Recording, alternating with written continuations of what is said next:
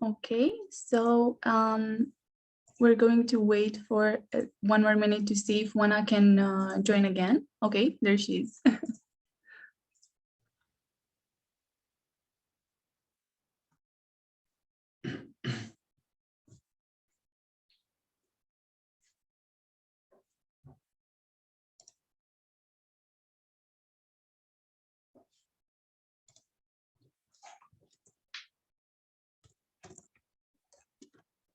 Hello, Juana, can you hear us?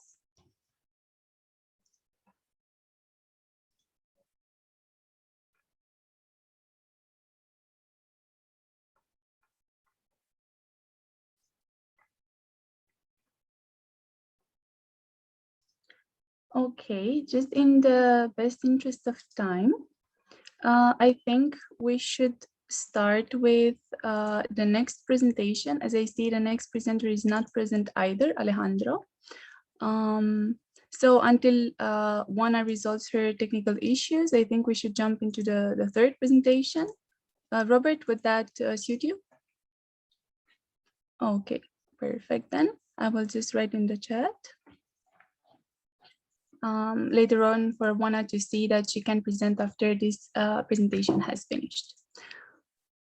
So in that case, hello again, everyone. I am Varvara, and together with Robert, we will present our presentation is entitled From Metaphor to Myth, Facebook's Oversight Board and the Claim of Platform Neutrality. So today we will talk about Facebook's attempt to bypass regulatory requirements by establishing a Supreme Board in charge of dealing with controversial takedown appeals. Before diving further into the issue, a crucial step is to define Facebook. Is it a mere social media service? Is it a platform, an institution? Facebook hosts a couple million monthly active users. If it were a country, it would be the biggest in the world by a large margin. Today's presentation will shed some light on the implication of the world's largest companies emulating the behavior of a higher institution. Now, the Oversight Board has been in the spotlight recently due to its decision to uphold Facebook's suspension of Donald Trump's account. In the dawn of the January Capitol Hill riots, Facebook announced it was indefinitely banning Trump for breaking its glorification of violence rules, shortly after followed by Twitter applying the same penalty. The Oversight Board, however, was critical about the particularities of the ban by arguing that indefinite ban was nowhere mentioned in its policies and gave Facebook 6 months to review its decision. Whether that means the account will be permanently deleted or not, only time will tell. At this point, you may be wondering what even is the Oversight Board and what does it have to do with Facebook's decisions on content moderation? The Oversight Board is one of Facebook's projects which has been in the making ever since 2018 and is meant to ensure respect for free expression through independent judgment. This project is following Mark Zuckerberg's statement that he doesn't believe private companies like his should be making so many important decisions about speech. Now, the Oversight Board serves both as a governance and enforcement strategy with the purpose of helping Facebook solve certain appeals and claims to be a separate decision-making entity with transparent and binding calls. At the first glance, this sounds like a fair initiative, but the particularities of the board have raised concerns regarding its independent judgment. Considering Facebook themselves have funded it with $130 million and picked 20 illustrious figures in human rights, politics, and media from around the world. Some of its most vocal critics, such as the co-founder of the real Facebook Oversight Board, have said that it's a hopelessly inadequate and deeply compromised initiative aimed to address specific issues but do nothing about the wider problem. He argued that it's a group of well-intentioned people who have been set out to fail. And while that may be true, winning is not its duty. Its purpose is to join forces with non-corporation stakeholders and offer a kind of authority, which supposedly helps the community safe and ensures moderation is done in a just manner. The board does not see itself as an external entity to aid users resolve their disputes with Facebook. It seems to be a place and to position itself on a niche between juridical agency and a regulatory institution. What the Oversight Board provides then is a new instance of platform governance. It is reiterating Facebook's size and presence in everyday lives, which make it ubiquitous, reliable, and invisible, according to Plantan. In this scenario, if services become vital to such an extent and with a profit-driven ecosystem that contains expression, knowledge, and communication, Facebook can be regarded as an infrastructuralized form of a digital platform. Such platforms govern users through their design, architectures, assemblages of algorithms, through data extraction and processing mechanisms, as well as through how they interact and influence social structures. But platform governance goes further than user-targeted practices. Platforms include several complementers, such as data brokers, advertisers, developers, and occasionally partner with other stakeholders. Platforms then become increasingly more important political actors, which make decisions and engineer a global infrastructure of free expression. These are new types of power relationships and conflicts where corporate or private companies structure, organize, and regulate life. As a consequence, this becomes an intricate dynamic between diverse actors, different interests and concerns, according to Van Dijk and colleagues. And platforms like Facebook aim to adopt a stakeholder-friendly position to resonate with particular discourses and conceal their business model with technical neutrality and a progressive attitude. In the end, protecting free speech and the community is a strategy towards the economic goal of the platforms, to keep people online and happily engaged. What all of this means is that moderation is not only necessary, but present regarding the platform and its part of the service, which becomes commodified and offered to stakeholders. However, moderation is usually intentionally made easy to be overlooked, and so are the algorithms which ordinate content. The emphasis is solely put on the hosted content and not so much on the removed one. Gillespie argues that this is a strategic position adopted by platforms to avoid different liability obligations which media institutions face. The platform metaphor itself is a carefully manufactured claim about what these technologies are and are not, what should and should not be expected of them.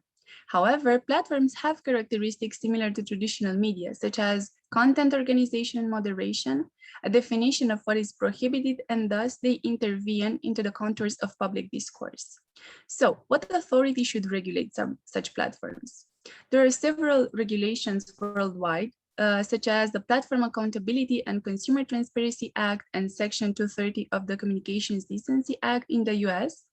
The latter is particularly important because it says that no provider or user of an interactive computer shall be treated as a publisher of or speaker of any information provided by that information content provider, which basically provides a shield to private institutions such as Facebook to not take responsibility for the content posting.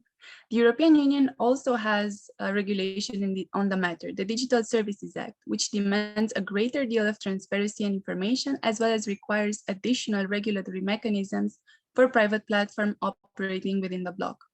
Of course, Facebook could refer to these legislatory instances, but creating its own is a different strategic move to gain authority and assume responsibility, but also to distance its company from achieving the title of publisher, instead remaining a precious liability-free platform.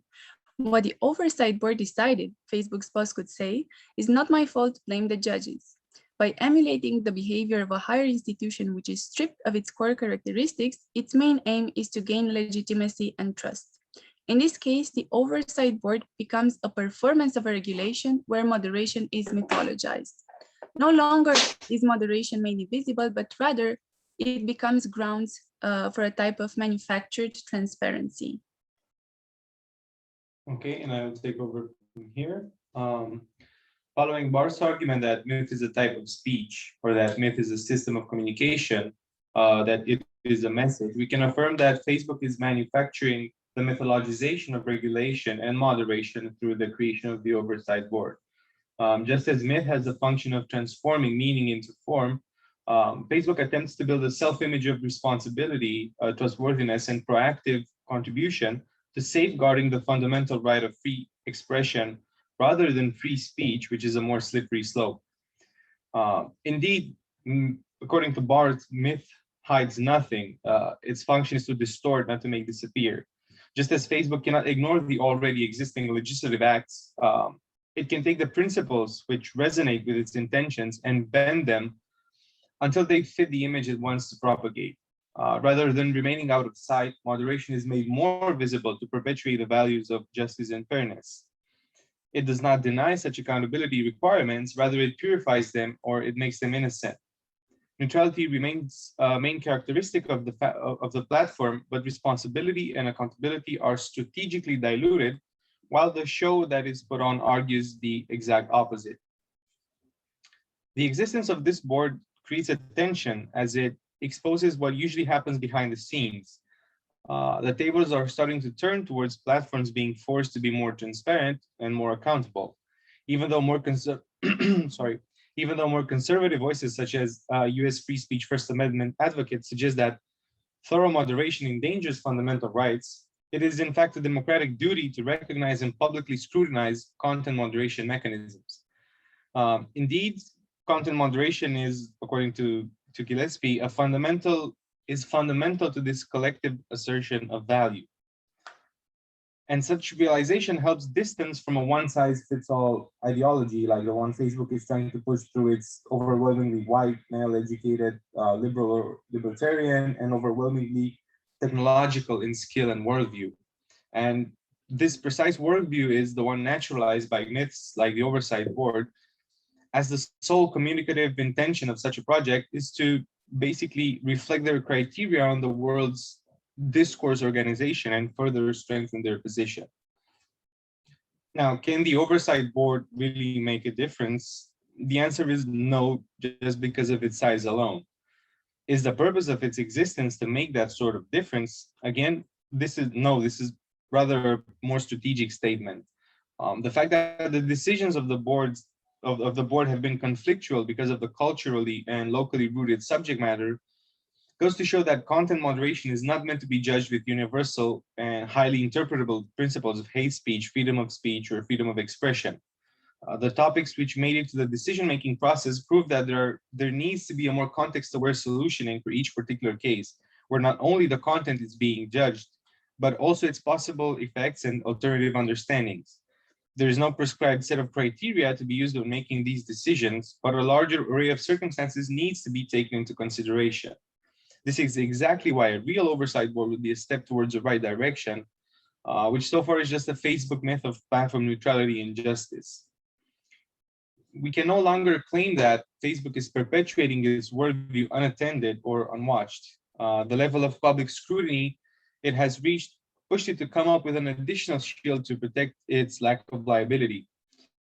Even so, each move is critically received by academics, policymakers, and citizens. And this is great news for democracy, but the road ahead is long and treacherous, and it requires a great deal of awareness and engagement, and a great deal of debate and critical inquiry. The digital environment and the platform ecosystem presents us with new challenges regarding how we should read and decode the semiotics and discourse around such entities.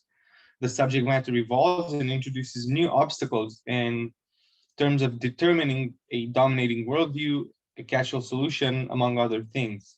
Rather, we are witnessing a context where the same matter of concern and the same risk is manufactured differently and calls for different solutions.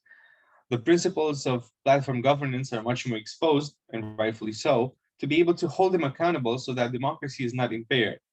However, the issues raised by platform governance surpass the current governance principles and regulation, and new methods must be put in place. And this is why we would like to end this presentation with critically inquiring some solutions. So of course, awareness and critical reflection are the prerequisites of understanding how to deal with such power relations and their constantly shifting dynamics. Another solution, which many authors advocate for, is cooperative responsibility. But how can a strong cooperative responsibility can be supervised and continuous among heterogeneous actors, and as well as how can it be implemented to such a degree that it makes the difference which the real oversight board advocates for? Or rather, Would a context-dependent regulation made by an actually independent multi-stakeholder institution be a more realistic solution? It is still an ideal scenario, of course, but this one entails taking into account local signification and understanding of values, issues, and principles, which right now is denied for a single catch-all ideology on fairness, justice, and freedoms of expression, albeit critically scrutinized for either politicized or strategic reasons. We would like to thank you so much for your attention. And of course, we're happy to receive your questions and your comments.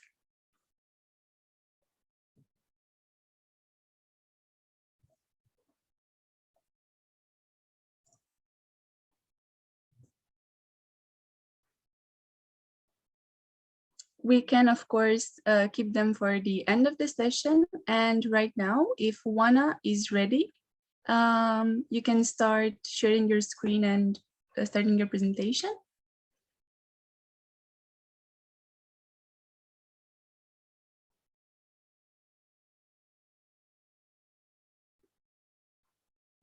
And of course, if Juana is still not present, we can go over to Eleni and leave Juana for the last presentation. Would that be okay? To me, it's okay. Okay, then I think let's do that. You can feel free to start presenting your presentation. Thank you very much. Thank you.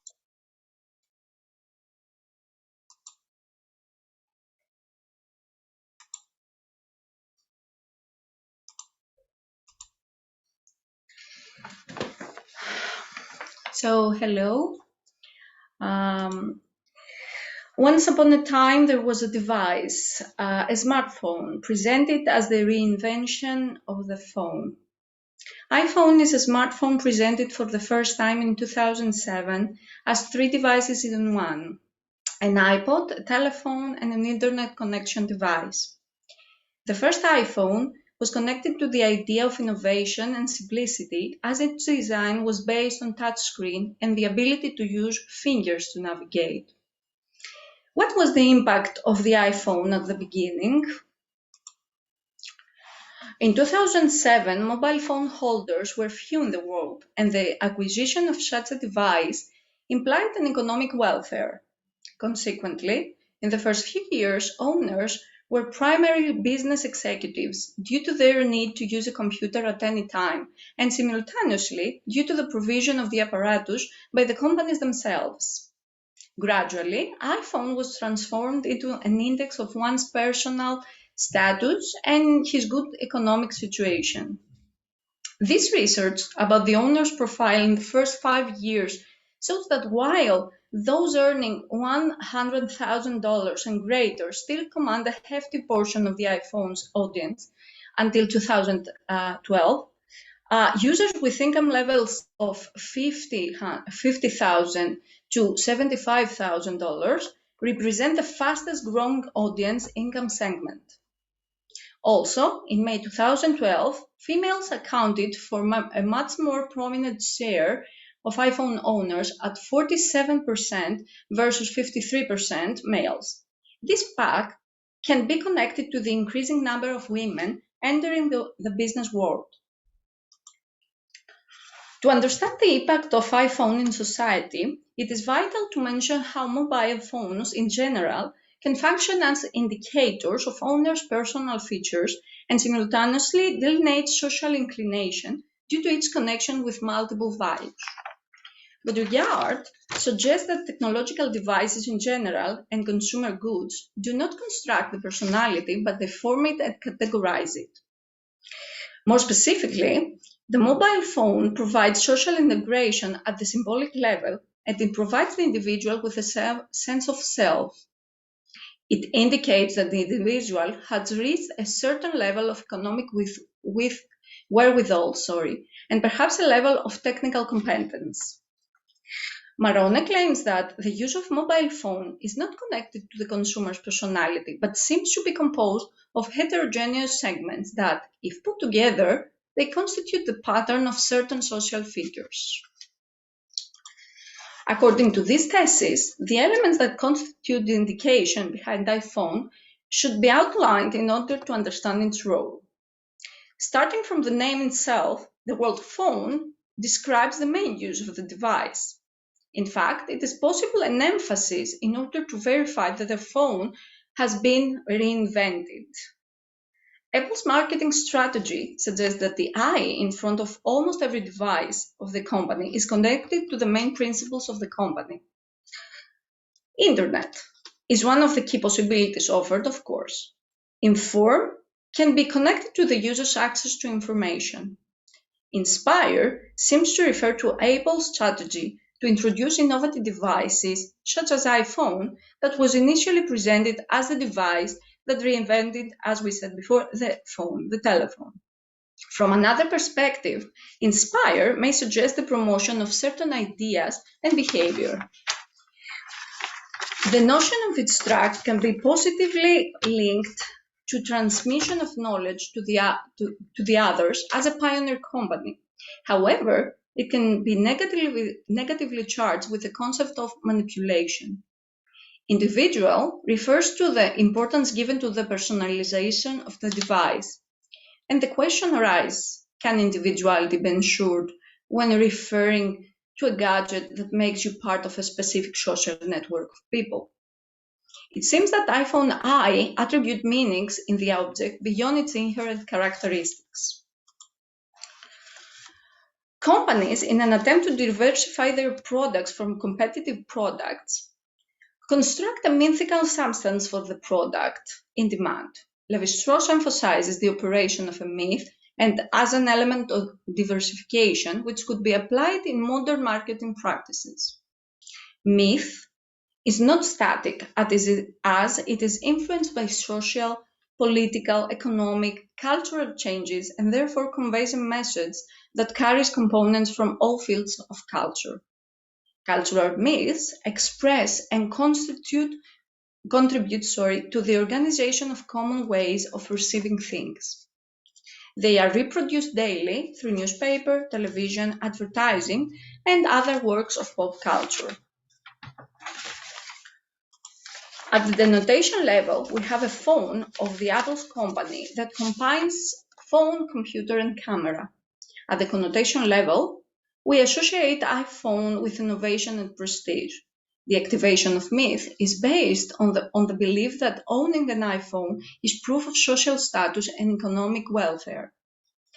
The perception that iPhone as a sample of wealth is confirmed by the results of research carried out by economists at the University of Chicago, named Bertrand and Kamenka, and led to the conclusion that no other brand in the forecast of high income as Apple's iPhone.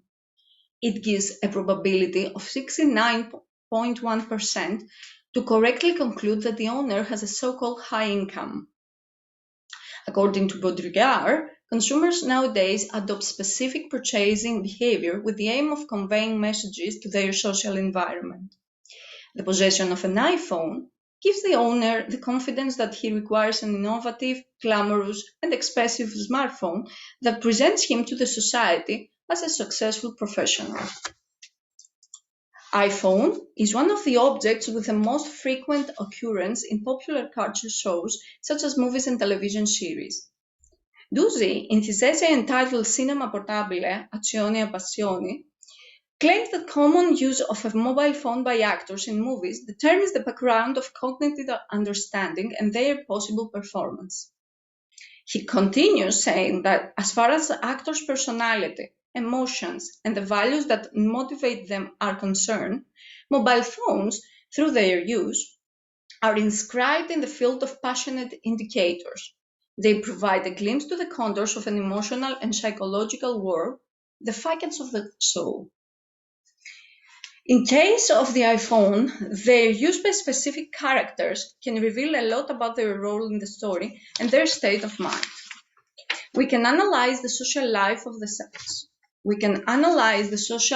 sign in order to trace the workings of power in society. In the first picture, we can see a man holding an iPhone X. The scene is from Billions, Season 3, Episode 12 in 2018, and the man is Bobby Axelrod, a hedge fund manager that accumulates wealth and power in the world of high finance. In the second picture, we can see a woman holding an iPhone. She is Rachel Leith in the series Cooking Love Guaranteed in 2020. She is a successful lawyer trying to win a difficult case. What is important to mention here is the new product placement of Apple that iPhone should not be placed in the hand of bad guys in the movies. Film director Rian Johnson has left the lead on the secret in the world of product placement. Apple will not allow its kit to be used by villain characters on screen. According to Johnson, this restriction impacts storytelling because it reveals which characters are good and bad. Every single filmmaker that has a bad guy in their movie that's supposed to be a secret wants to murder me right now, he joked. This directly leads to the conclusion that from now on, directors should carefully consider the characters that will hold an iPhone because it will be a major spoiler to the narration. And again, a question arises. Who determines who is a villain and who is not? It seems to me that viewers are restricted from an unprejudiced comprehension of the narrative story. Therefore, holding an iPhone can add extra value to a character, while it indicates positive or negative perspective against the character's behavior, promoting stereotypes and absolute perspectives. Also, we have other cases how iPhone is thought to be something particular for social behavior. In the first picture, we see that a Saudi man, after a groom wanted to marry his sister, he wanted an iPhone as a dowry before the marriage can go ahead.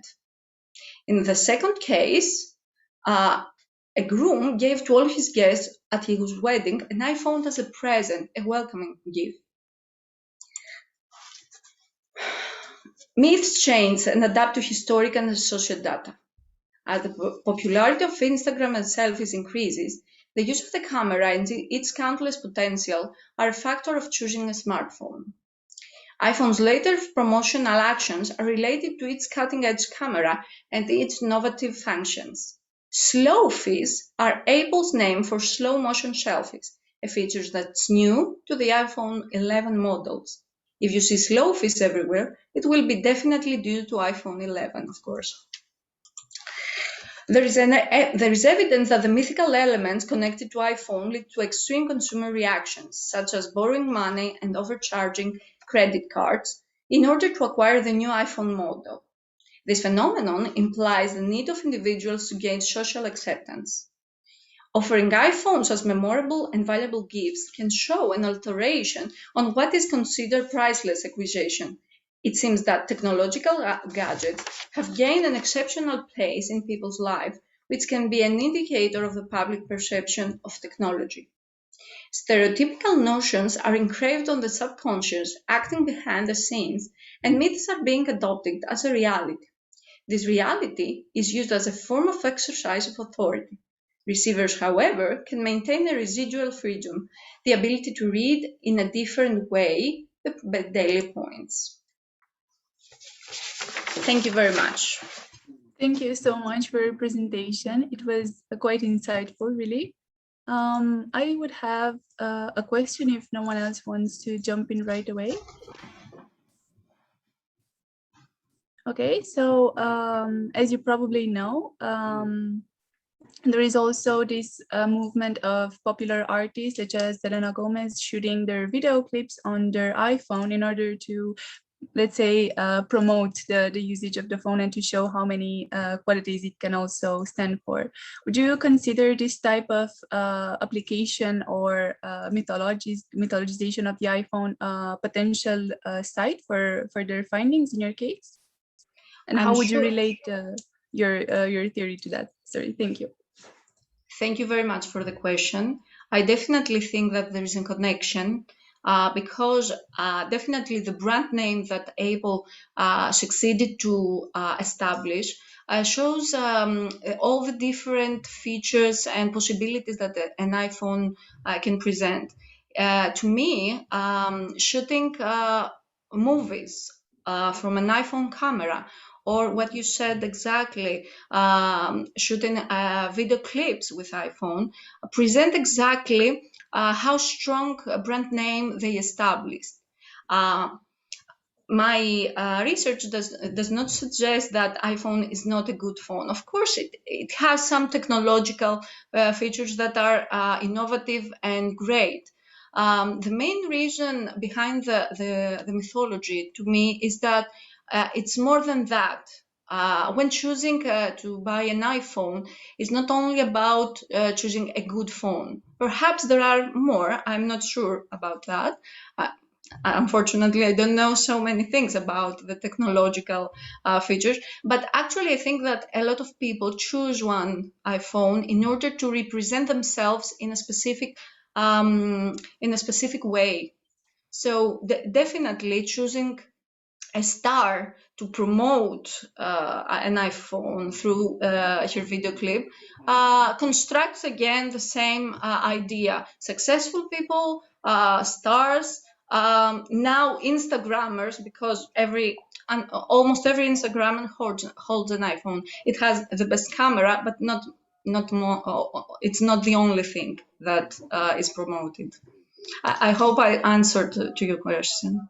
Yeah, thank you so much for such a comprehensive and coherent answer. I'm just curious to see if everyone else has a question to address you. You can also feel free to put them in the comments in the chat, and we can return to them after all of the presentation have ended. And that being said, Wana? Can you hear me? Yes? Okay, perfect. So I will share the screen. Perfect. Thank you so much. And thank you again, Eleni, for your presentation. Thank you.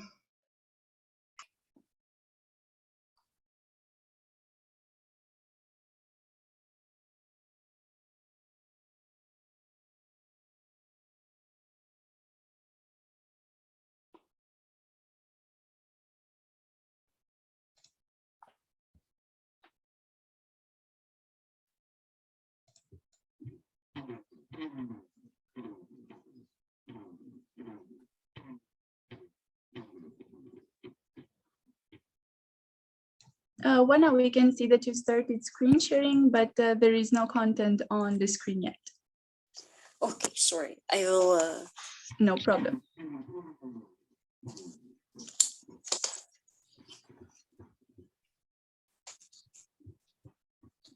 So here's.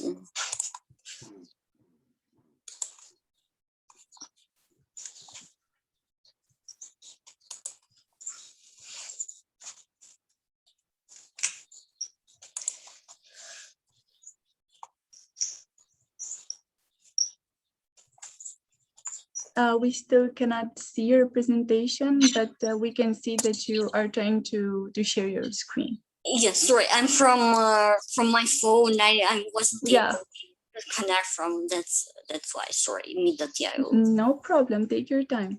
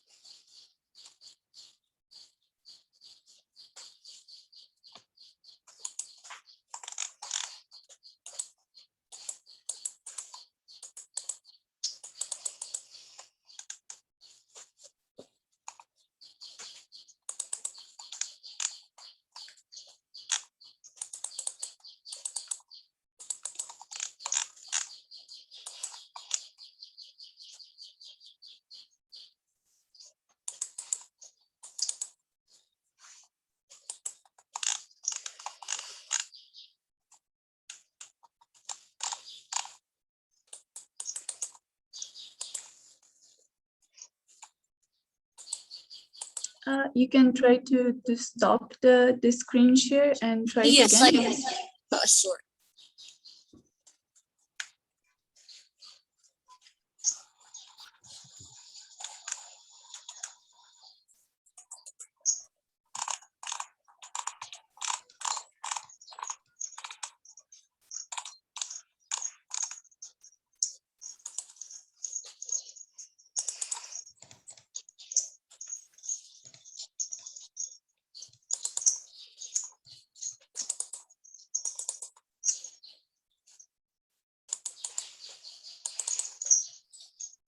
if you are not able to manage to share your screen, okay, you stopped screen sharing, you can try again.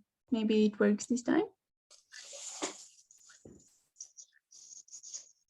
But in case you cannot manage to share your screen and you feel okay with presenting without the PowerPoint support, you can also opt for that. Yes, of course. Just I will try one more time, and if it's Of not course. working, I would like this. Of course.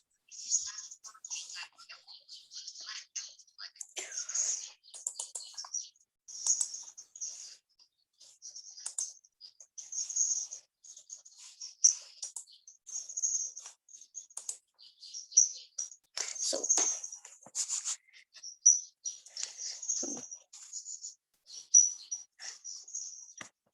Sorry, I would do. I'm not able to. Maybe because I'm from the phone, but I will start like this, and of course I will send after that the presentation. Thank you. You are. Thank you so much. Also, my paper is called Discursive Practices, Interference and Connections, and is like conversation and leisure application on a cultural talk show.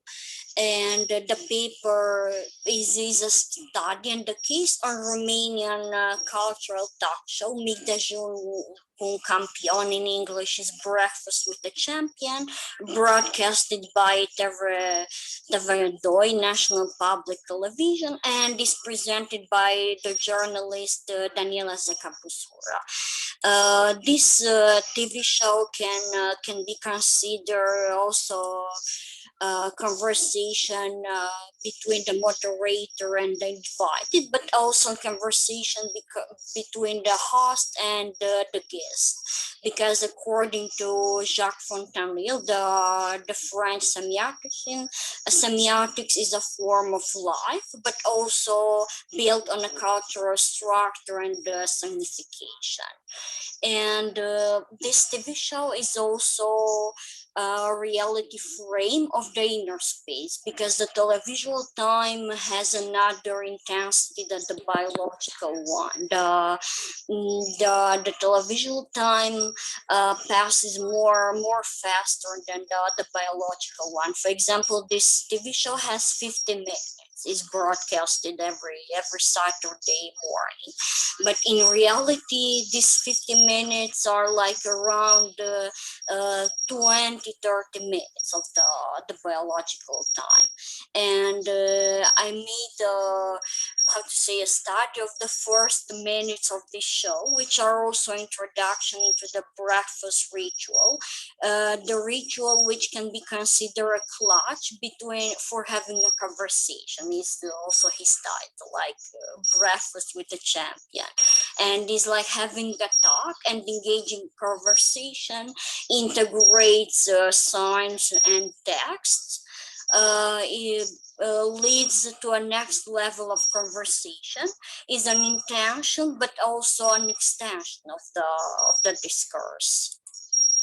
And is also the enunciative practices to announce, to promise, to verify, to validate, and finally to taste, because the guest, and I mean the host and the guest also they are taking a coffee, a tea, sometimes even a small like a lemonade, which support not just the paradigmic connections, equivalent or different, but also the syntagmatic one, to promise or to verify, and also emphasize the symbolization aspect.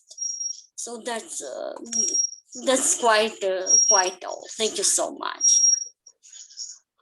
Thank you so much for the presentation. I would invite the other people to ask the questions if they have any.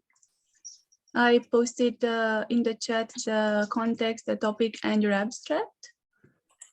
Thank you so much. I will send also I have the PowerPoint.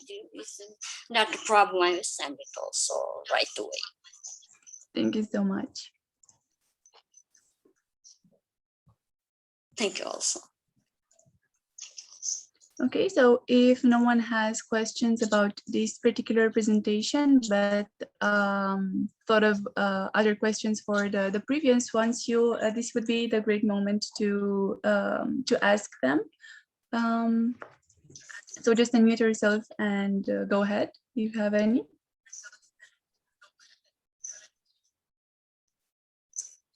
And if not, we can take this opportunity of an early finish to maybe have a coffee break or a snack before the next panel and the next presentation. It's your choice. I would like to thank all of the speakers again for the engaging presentations, and I hope we will meet again soon in the next presentations during the conference. Thank you so much for your presence and attention. Thank you. Thank you very much. Thank you. Thank you.